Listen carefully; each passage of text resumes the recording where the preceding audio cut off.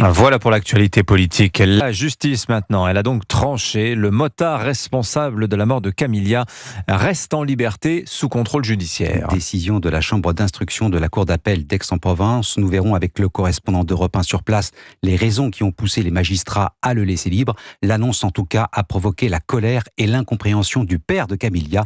Il a témoigné hier sur Europe 1 au micro de Pascal Praud. Tout le monde fait n'importe quoi parce qu'on sait que on risque rien. J'ai l'impression que c'est plus dangereux en ce moment en France. On a plus peur de ne pas payer un stationnement que rouler comme un fou sur la route ou griller un feu. Le père de Camilla au micro de Pascal Praud sur Europe 1 dans l'émission Pascal Praud et vous tous les jours de la semaine de 11h à 13h. On va tenter maintenant de comprendre ce qui a motivé la décision des magistrats.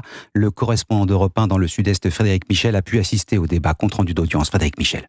Contrairement aux réquisitions de l'avocat général, la Chambre de l'instruction estime qu'il n'y a pas de risque de récidive si la Cour ne peut que constater le trouble à l'ordre public. Elle précise que cela ne peut conduire au placement en détention provisoire. En matière correctionnelle, la loi a en effet changé il y a quelques années. Les magistrats de la Chambre de l'instruction de la Cour d'appel d'Aix-en-Provence jugent à ce stade le contrôle judiciaire suffisant. Ce maintien en liberté ne signifie pas que Matteo échappe à toute sanction.